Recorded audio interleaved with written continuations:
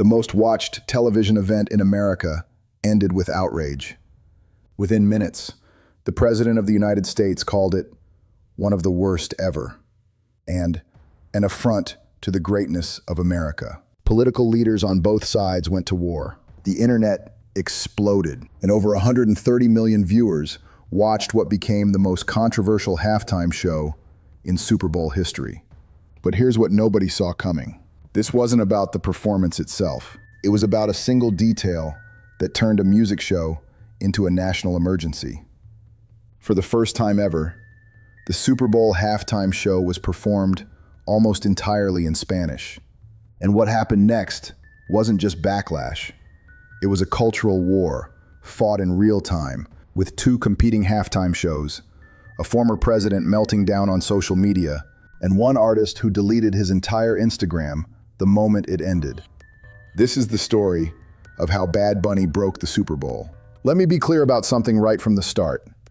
The NFL doesn't make mistakes with the halftime show. Every single artist who steps on that stage has been vetted, focus grouped, and strategically chosen. This is a billion-dollar production. They know exactly what they're doing. So when they picked Bad Bunny for Super Bowl 60, they knew what was coming. By 2026, Bad Bunny wasn't just popular. He was the most streamed artist on the planet. 90 million monthly listeners on Spotify. Stadium tours selling out in under 10 minutes. Corporate deals with Adidas, Cheetos, Corona. But here's the thing the NFL loved even more than his numbers: his audience. Latino viewers are the fastest growing demographic in American sports. The league had been chasing them for years. International games in Mexico City, Spanish language broadcasts, marketing campaigns targeting Hispanic communities. Bad Bunny wasn't just a safe choice. He was the strategic choice. But there was one problem. Bad Bunny had never been neutral. He didn't stay quiet about politics. He didn't stick to music. He used every major platform to speak about immigration, U.S. policy toward Puerto Rico, and ICE raids in Latino communities. Just 1 week before the Super Bowl, he won Album of the Year at the Grammys. And before thanking God, before thanking his team, he looked into the camera and said, "ICE out." 2 words. Millions watching. Then he announced he was refusing to schedule certain U.S. tour dates because he feared ICE would raid his concerts and his fans wouldn't feel safe. The NFL knew all of this, and they still gave him the stage. So the question isn't whether the NFL expected controversy.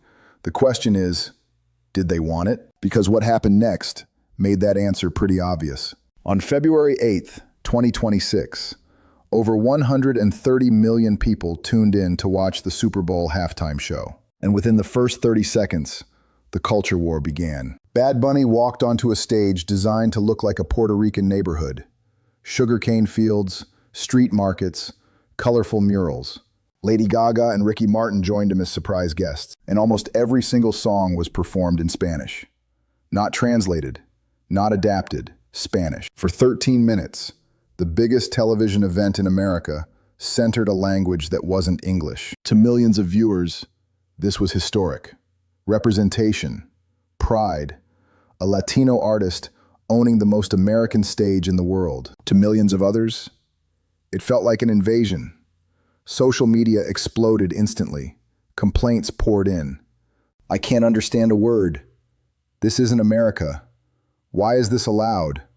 But Bad Bunny didn't slow down. He told a love story through the set list. He brought out Latin music legends. He had the screen display the names of over 20 countries across North and South America, ending with the phrase, "Together, we are America." Not the United States, America, as in the entire continent. Then, at the very end, he looked into the camera and said, "The only thing more powerful than hate is love." And the second the broadcast cut to black, Bad Bunny deleted every single post on his Instagram, wiped it completely clean. 130 million people just watched him make a statement, and before anyone could even process it, he erased his entire digital footprint. But if you thought that was the wildest part of the night, you haven't heard what Donald Trump was doing. While Bad Bunny was still on stage, Donald Trump was at Mar-a-Lago, watching the game with supporters. And he was furious. Within minutes of the performance ending, Trump went to Truth Social and posted, "Absolutely terrible, one of the worst, ever, an affront to the greatness of America. Nobody understands a word this guy is saying, and the dancing is disgusting, especially for young children. A slap in the face to our country." Let me repeat that. The former president of the United States called a Super Bowl halftime show disgusting and an affront to America. Not because of wardrobe malfunctions, not because of explicit content, because it was in Spanish. But here's the part that makes this even more insane. The people at Trump's own Mar-a-Lago watch party were watching Bad Bunny's halftime show. Not the alternative, not the patriotic version. They were watching the exact performance Trump was calling an attack on America, because there was an alternative. Conservative media had organized something called the All-American Halftime Show, streamed online and headlined by Kid Rock. It was designed as counter-programming, real American music for real Americans, and it completely flopped. Here's the comparison. Bad Bunny, 90 million monthly Spotify listeners, estimated 130+ million Super Bowl viewers. Kid Rock, 5 million monthly Spotify listeners, peaked at 6 million concurrent YouTube viewers. The All-American show featured Kid Rock performing only 2 songs, and one of them was lip-synced. Even Megyn Kelly admitted she cried watching it, calling it emotional and patriotic. But the reviews? Brutal. The Hollywood Reporter called it jingoistic and cringe. Social media mocked it as boring and half-hearted. The founder of the organization that produced it, Turning Point USA's Charlie Kirk, had been assassinated just months earlier. The show ended with a tribute to him, making the whole thing feel less like entertainment and more like a political rally. So while Trump was calling Bad Bunny's performance an attack on America, his own supporters couldn't even get people to watch the patriotic alternative. But this wasn't really about ratings. It was about something way bigger. In the days after the Super Bowl, the country didn't move on. It got worse. Conservative media turned Bad Bunny into a symbol of everything they feared. Immigrants taking over, foreign languages replacing English, American culture being erased. Never mind that Bad Bunny is Puerto Rican, which means he's literally an American citizen. Liberal media fired back, calling the backlash racist and xenophobic, pointing out that the NFL had featured plenty of non-English songs before without outrage. 2 halftime shows, 2 Americas. The NFL stayed silent. No apologies, no clarifications, no acknowledgement of the political firestorm. NFL Commissioner Roger Goodell had defended the choice before the show, saying Bad Bunny understood the platform he was on, and that the halftime show is meant to unite people. After the backlash, radio silence. But here's what nobody's talking about. A YouGov poll taken before the Super Bowl asked Americans which halftime show they preferred, Bad Bunny or the MAGA alternative. 35% said Bad Bunny, 28% said the MAGA show. But when you split it by political party, 63% of Democrats chose Bad Bunny. Only 7% chose the MAGA show. 55% of Republicans chose the MAGA show. Only 13% chose Bad Bunny.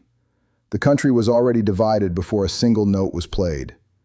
The halftime show didn't create the culture war. It just put it on the biggest screen in America. And that's the part everyone's missing. This wasn't really about Bad Bunny. It wasn't even about the Super Bowl. It was about a much bigger question. Who gets to be centered on America's biggest stage? And who decides what feels American enough?